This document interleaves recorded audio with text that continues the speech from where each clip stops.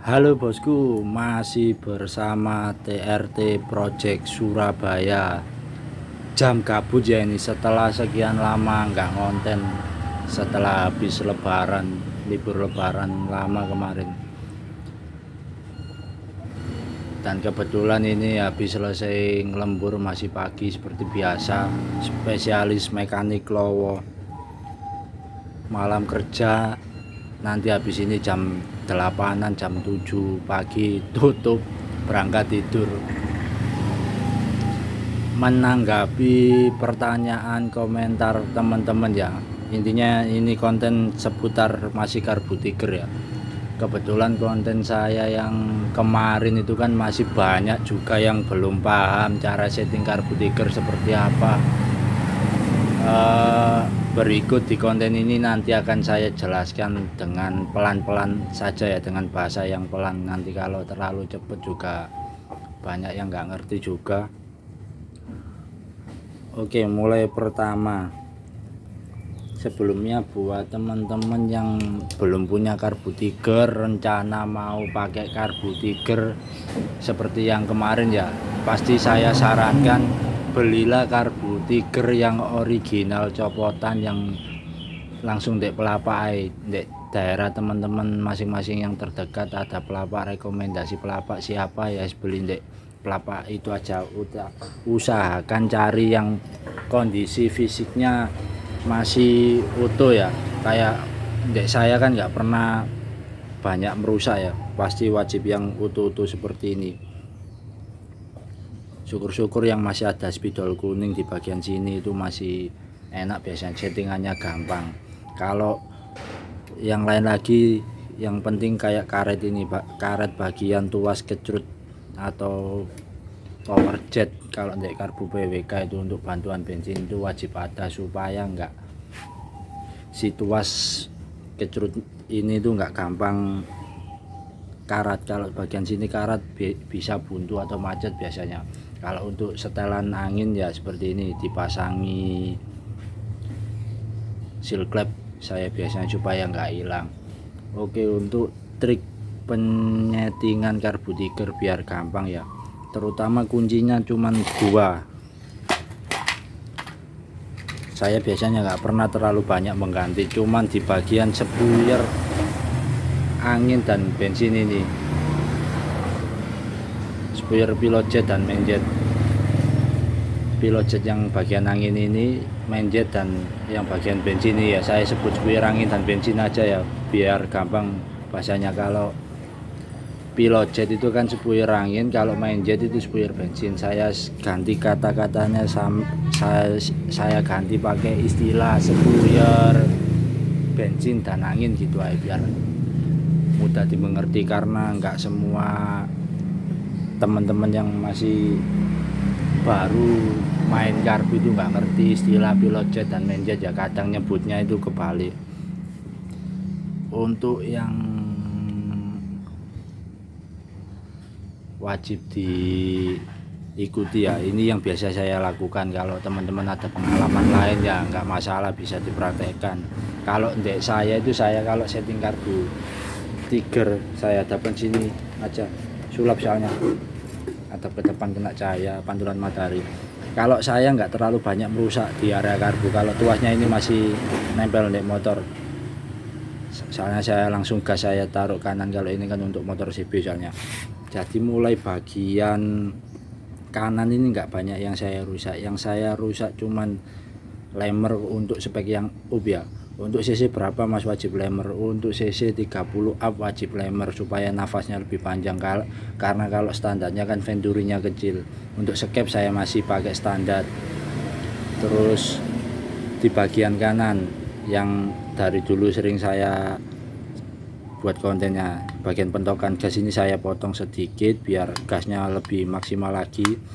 Terus untuk pengguna CB dan GL1 biasanya di bagian sini itu mentok dek rangka ini loh maksudnya. Nah, rangka yang bagian atas ini biasanya kalau rangka rubahan atau rangka ori itu dia mentok dek rangka, nggak kayak rangka Neotech GL Mega Pro. Kalau GL Mega Pro biasanya nggak sampai mentok situ, biar si manipolnya bisa pas dan si karbunya nggak miring begini. Kalau miring begini kan aneh ya kalau dilihat. Kalau bisa dibuat lurus seperti ini.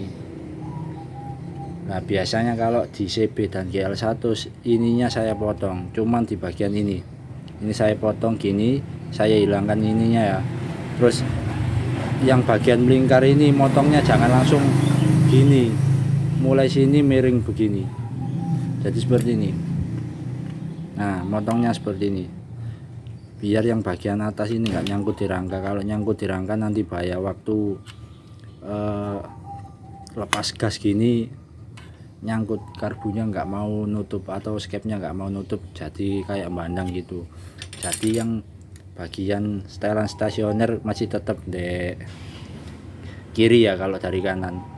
Kalau dilihat dari kiri, dari kanan setelannya tetap di bagian kiri. Terus si ininya dipotong lah, pentokan stasioner ini dipindah, ditempelkan ke yang bagian sini. Biar saya tunjuk pakai obeng aja ke bagian yang sini. Jadi yang sini itu dibor geser sedikit, dikira-kira pas sama sini, terus di drat lagi pakai ukuran yang sama dengan ini. Kalau untuk saya pasti ada mata tapnya. Kalau teman-teman yang nggak punya mata tapnya silahkan bawa ke tukang bubut, cuman 25.000 kalau di tukang bubut biasanya. Syukur-syukur ada yang murah, biasanya paling 15.000 kalau cuman ngebor dan ngetap gitu aja. Oke, yang selanjutnya ya seperti itu ya. Fisik masih pertahankan ori, nggak usah di rubah-rubah terlalu banyak. Kalau yang spek up ya dilemmer seperti itu. Nah ini yang paling banyak yang salah kaprah ya. Kalau setting karbu tiger, usahakan bagian jarum sama nozzle jarum beserta sulingan usahakan pakai ori, nggak usah dirubah. Kalau kalian masih pemula ya jangan coba-coba mengganti nozzle jarum dan sulingan karbu. Bentar saya ambilkan dulu barangnya yang seperti apa, karena kalau karbu original standar bawaan motor tuh sangat sensitif ya, nggak kayak karbu tipe PWK PE diganti-ganti seperti ini tuh bisa. Kalau khususnya karbu tiger nggak bisa. Jadi mulai jarum ini wajib ori, jangan dirubah-rubah, ingat ya itu. Terus nozzle itu yang lubangnya jarum ini yang di bagian bawah. Nah ini wajib ori bawaan, jangan pernah mengganti. Meskipun kalian beri repair kit karbu tiger original atau apa, pasti nggak enak, saya jamin itu. Terus yang terpenting lagi sulingan seperti ini. Sulingan ini itu rumahnya spuyer bensin itu ya, jangan pernah diganti, kecuali kalau buat spek balap ini dilubangi, dirojok lagi boleh, tapi kalau buat harian jangan, nanti karakter motornya terlalu basah karena suplai bahan bakar bensin lebih gede lagi. Nah yang selanjutnya yang terpenting lagi di setelan angin ya. Ini kemarin juga banyak yang tanya ya, mohon maaf buat teman-teman yang tanya kemarin, saya nggak bisa balas satu-satu karena saya ini bukan tipikal orang yang hobi bermain HP ya. Kadang ada kala dengan kesibukan kerja itu sampai nggak sempet pegang HP, belum sama megang akun Shopee, akun onlinean saya juga belum kayak IG, makanya IG juga saya jarang bales ya gitu, soalnya ya repot sama keseharian kerja di bengkel. Untuk setelan angin ini wajib ori, jika pengen enak jangan pernah diganti. Meskipun repair kit ori atau gimana, kalau bisa ori bawaan motor. Terus untuk settingan karbu yang paling banyak ditanyakan kemarin kan berapa putaran. Kalau karbu tiger yang kondisi normal itu settingan anginnya kebalikan karbu PE ya atau PWK.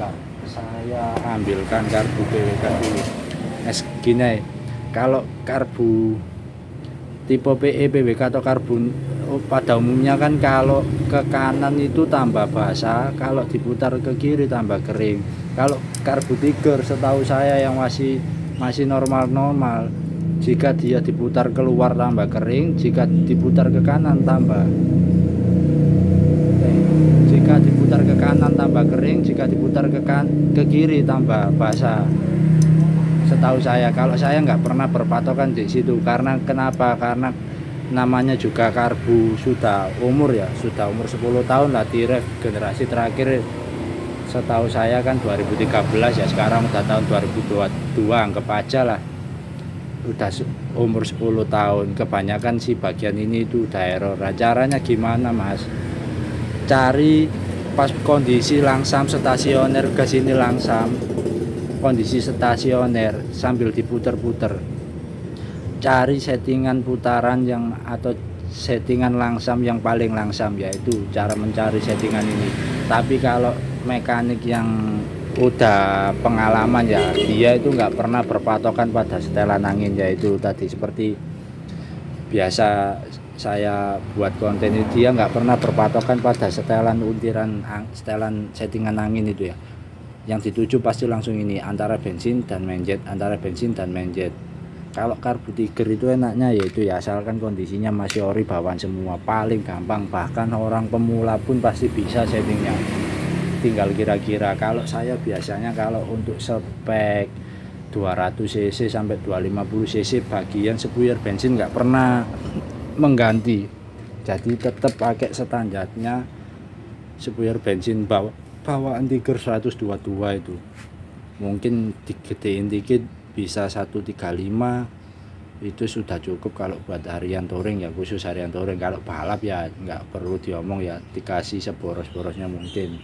Kalau khususnya motor harian biasanya saya berpatokan di angka 45. Supaya apa? Supaya kalau pagi itu starterannya gampang.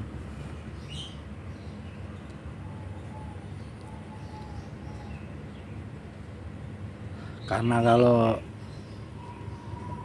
karbu settingan angin kurang gede ya itu tadi, kalau pagi itu starterannya bahasanya apa ya, mamel si sepuyer angin itu. Jadi biasanya saya kasih ukuran 45. Kalau speknya agak gede dikit ya saya gedein lagi 48 atau 50. Jarang sampai lebih dari 50, itu rata 50 itu udah gede banget kalau ukuran karbu standar Tiger. Karena karakter karbu standar Tiger itu karakter karbu basah ya.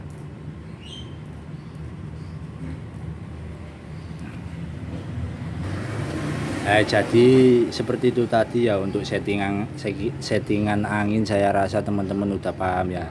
Jadi cara cari setelan angin ini, kalian pas waktu kondisi motor hidup di stasioner pakai ini, cari putaran stasioner atau kalian temukan stasioner yang paling langsam ya, yaitu pas. Kalau sudah pas ini jangan diuntir-untir lagi, langsung kalian cari settingan di ini aja, di sepuyer anginnya atau pilot jetnya, entah itu kurang basah atau terlalu kering, tinggal kalian ganti-ganti yang bagian ini. Kalau terlalu basah ya dikecilkan lagi ukurannya, kalau terlalu kering ya digedekan lagi ukurannya. Terus kalau dipasang seal clamp ini biar aman ya, jangan dilem. Kebanyakan itu teman-teman dilem si settingan angin ini karena takut jatuh. Kalau saya biasanya seperti ini, saya pasang seal clamp biar nggak jatuh. Kalau baut-baut seperti ini ada yang dol dikasih murs, itu udah biasa kalau karbu Tiger, karena ya karbu udah umur ya seperti itulah. Kalau ini yang saya pegang ini alhamdulillah ada yang kondisi bagus seperti ini ya, nemu. Soalnya teman-temannya itu udah pada somplak semua, udah pada soak. Kalau Velocity ini nggak PNP sebenarnya, kalau kalian nggak suka seperti ini nggak wajib pasang kok. Terus keunggulannya apa Mas kalau pakai karbu Tiger? Ya karbu Tiger ya seperti ini loh, karakter karbu standar bawaan motor itu kan karakter karbu kering ya, atau karakter ya intinya karakter motor harian, cocok untuk harian. Terutama satu, irit pastinya, kedua langsam pasti, terus stasioner pasti, settingan gampang pasti. Terus kalau musim hujan, terutama untuk motor harian, karena saya tahu pengguna CB GL1 atau motor-motor herek lainnya yang khususnya motornya dipakai harian untuk jalan-jalan, ngopi atau cangkruan saben wengi ngono iku, terus yang buat kerjanya entah di pabrik, parkirannya nggak ada atapnya, biasanya motornya kena hujan-hujan. Kalau pakai karbu tiger itu nggak mikir, motor hujanan nggak mikir. Tapi coba kalau karbu PE atau PWK, setelah kalian keluar dari parkiran motor kena hujan, pasti kemasukan air karbunya, pasti itu. Apalagi pakai PWK yang jumbo-jumbo atau PWK merek-merek aneh-aneh itu, penyakitnya air. Jadi setelah kehujanan pasti berebut-berebut, harus bongkar karbu, buang airnya. Nah, kelebihannya karbu tiger ya ini, nggak karbu tiger aja ya, intinya karbu bawaan motor, entah itu PWL atau apa, yang intinya standar bawaan motor bawaan Jepang.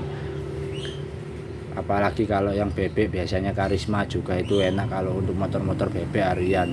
Kalau untuk derek gini rekomendasi pakai tiger. Saya pasang karbu tiger biasanya nggak direct doang, di Scorpio juga pasang biasanya. Yang khusus buat harian touring Scorpio biasanya saya pasang karbu tiger, soalnya karbu bawaan Scorpio itu karbu vakum ya, sama kayak FU, Beat, Mio gitu. Terus untuk pengecekan ini bocor apa enggak, kalau skep ini bocor, dia itu langsamnya kurang enak atau bandang-bandang atau kayak skep nyantol, padahal karbu tiger standar itu per skepnya keras ya. Nah, lebih keras dari karakter karbu skep lainnya, soalnya ini per skepnya kan dari sini ya, nggak di dalam skep. Jadi kalau ngecek skep bocor ini posisi dikendorkan pol sampai ini benar-benar nggak nyentuh seperti ini. Lah di bagian lubang belakang ini atau lubang venturi, bukan lubang depan ya, lubang belakang ini kalian tiup pakai mulut, dia itu harus rapat, nggak boleh bocor. Kalau normalnya karbu tiger itu waktu ditutup seperti ini dia bocor, bener bocor, tapi cuman sedikit, nggak banyak, sedikit banget, nggak sampai ngewes gitu. Kalau ini ditiup enteng, berarti si bagian rumah skep atau bisa jadi si skep ini udah kalah atau baretnya banyak, kebanyakan yang kalah rumah skep. Apalagi kalau yang sudah lemer seperti ini, biasanya terlalu over lemer atau terlalu membuka venturi yang bagian samping. Kalau atas nggak masalah, kalau bagian samping sini, samping kanan kiri ini terlalu di lemer kegedean, yaitu tadi yang sering saya perbaiki yang seperti itu. Kalau udah terlalu over venturi gini alias skepnya bocor, ya gimana lagi, kalau jalan satu-satunya ya digedein skep lagi. Kalau nggak bisa digedein skep lagi ya mau nggak mau karbunya dibuang. Sebentar lagi akan saya cek soundkan yang GL itu aja, yang pakai GL 100 gimana kalau karbu tiger waktu mesin dingin itu harus gimana, batas ketemunya settingan karbu tiger yang bagus seperti apa, nanti akan saya cek soundkan yang itu. Terus apakah yang tanya, Mas kalau pakai karbu tiger apakah bisa karakter suara kayak pakai karbu PWK atau karbu jenis lain yang jumbo-jumbo, karakter suara helikopter? Nah, yang sering salah kaprah seperti itu ya, karakter suara helikopter itu bukan dari karbu sebenarnya teman-teman. Karakter suara itu dari ini, dari noken as. Makanya kenapa saya kayak alat papas itu ada tempat pendialan ya seperti itu untuk membaca karakter noken as. Terus yang kedua, motor sekarang itu kompresinya tinggi-tinggi, makanya suaranya marem. Contoh mesin di depan ini ya, ini mesin CB full tiger spek 250 cc langkah 68 piston 68. Kompresi yang saya pakai ya seperti ini. Nah, dia mendemnya cuma 1 mili. Dum ya pasti, dumnya itu total dum 2,5 milian. Kalau ini posisi belum dipacking ya, itu 1 mili mendemnya. Kalau posisi belum dipacking, udah saya kasih packing kertas ini, udah saya kasih packing kertas, tapi yang bagian atas ini nggak saya baut ya. Kalau saya baut ini total mendemnya cuman 0,5 mili, terus ditambah packing tembaga ini 0,5 mili. Kalau udah dipasang baut semua, anggap aja toleransi 1 mili lah mendemnya dari bibir liner ini. Supaya apa, dikasih toleransi bibir mendem 1 mili itu untuk toleransi ini. bearing askrek herek itu kan gede. Kalau ini series sudah rubahan full neotek ya, jadi casing aja kanan kiri series atau asli bawaan CB, tapi dalaman full neotek. Ini juga as panjang tapi dalaman full neotek. Ini askrek MP stroke langkah 68. Untuk toleransi ini, kalau bearing tipe gede ini kan sepelingnya banyak. Kalau ini udah saya shock, saya request rapet nggak terlalu banyak, tapi ya buat jaga-jaga. Belum lagi sepeling, setang piston ada rocesnya. Setang piston itu kan di dalamnya ada rocesnya, pasti ada sepeling buat jaga-jaga clearance sepeling si bearing dan si roces setang piston itu, supaya dia nggak bertabrakan dengan bibir kop. Jadi amannya mendem piston mesin itu gimana Mas? Kalau mau kompresi yang ekstrim, yang mending main ini dum yang tinggi atau kubah disempitkan. Kalau saya khusus standar touring cc maksimal 250 270, saya masih pakai klep standar, kubah standar GL atau Mega Pro atau Tiger, nggak pernah membobot sekuis bagian kop. Jadi tetap masih pakai kompresi tinggi dengan dum segitu, dengan mendem segini ya, perkiraan mendem 1 mili. Kenapa pakai kompresi tinggi? Biar tenaganya dapat ya, terus saat di putaran atas biar lebih ngisi, pastinya bawahnya juga lebih kuat. Apakah aman Mas buat harian atau touring kalau kompresi tinggi? Intinya ya itu tadi tergantung dari noken as. Kalau kalian mekanik yang udah bermain di noken as pasti paham apa yang saya jelaskan. Soalnya kuncinya cuma di bagian noken as maupun kompresi tinggi atau rendah. Karena kalau kebutuhan sekarang zamannya kan udah maju ya, teknologi udah maju, kompresi tinggi itu sudah hal biasa. Malah motor standar pabrikan sekarang kompresinya tinggi-tinggi, kayak Jupiter MX, Vision NMAX itu kompresinya standar bawaan pabrik udah tinggi-tinggi. Jadi ya kenapa motor herek-herek sekarang itu kenceng-kenceng ya seperti ini sekarang. Udah nggak jadul lagi, teknologinya udah nggak kayak dulu. Lanjut ke bagian mana ya tadi? Oh ya, untuk karakter suara helikopter, apakah pakai karbu Tiger standar bisa kenceng Mas atau bisa karakter suara helikopter? Dulu balap 1200, sebelum sekarang dirubah jarak 500 karena terlalu banyak makan korban ya. 1200 dulu bahaya. Dulu persyaratan 1200 dengan cc yang over dulu, langkah 80, langkah 78, 76, bahkan ada yang pakai langkah 81 buat 1200 dulu. Itu rata-rata ya pakai karbu Tiger ini buat 1200 itu. Karena apa? Atasnya lebih lancip ya, atau lebih teriak kalau karbu standar Tiger ya, rahasianya ini. Itu pun dulu pakai karbu standar Tiger yang masih casing standar, cuman di skep dan di venturi gede gitu aja, nggak di skep yang drat itu. Saya nggak merekomendasi kalau dirubah drat. Intinya masih casing standar ini, dilihat juga enak, masih rapi, nggak terlalu banyak yang dirusak ya intinya. Jadi karakter suara helikopter itu teman-teman, khususnya adik-adik bocil-bocil FF yang baru bermain di dunia erek, yang tanya Mas Vega standar dipasang karbu PWK 35 enak enggak? Karbu PWK 35 dipasang dek Vega standar yo ngos dek. Oke, ini akan saya cek soundkan GL1 sini biar menjawab teman-teman apakah karbu Tiger bisa suara helikopter ya ini ya. Terus sama menjawab gimana settingan yang bagus untuk karbu Tiger. Intinya jika kalian berhasil menemukan settingan karbu Tiger, kondisi mesin dingin, dia itu RPM kayak gede sendiri kayak dicuk gitu loh. Kayak dicuk kalau motor-motor yang ada karbunya, ada cuknya, sistem yang kayak Yamaha itu yang pakai cuk bulat itu loh. Jadi dia itu RPM-nya naik sedikit, nggak banyak tapi naiknya cuma 10%, terus nanti turun dikit stasioner. Itu kalau adem. Jadi kalau adem, kalau bisa minimal kalau pakai engkol 2-3 kali harus sudah nyala. Kalau pakai double starter ya 1 kali double harus sudah nyala. Ini untuk membuktikan kalau mesinnya ini masih adem ya, masih dingin. Meskipun tangan saya mekanik, kalau pegang knalpot Pak bener-bener panas ya, apa namanya, tetap panas. Ini saya pegang dulu biar membuktikan kalau ini dingin. Nah ini jempol saya stempelkan di pot knalpot. Nah ini dingin ya, bener-bener dingin memang. Ini motor dari kemarin malam nggak jalan soalnya.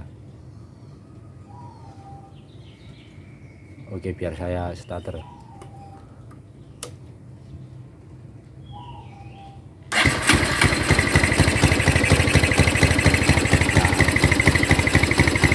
Jadi tetap pagi harus 1 kali starter jereng ya. Kalau mic saya kurang bagus ya mohon maaf, HP-nya pakai HP yang jelek buat ngerekam, mungkin suaranya agak kebir atau gimana. Kalau mesin sebenarnya halus, kalau di HP biasanya mic-nya kurang bagus nangkepnya, soalnya saya pakai mic HP nggak pakai mic eksternal. Kalau suara ya ini untuk menjawab apakah knalpot klipper bisa suara helikopter ya, ini buktinya, biar teman-teman sendiri yang menjawab. Kalau ini settingan kering sepuyer.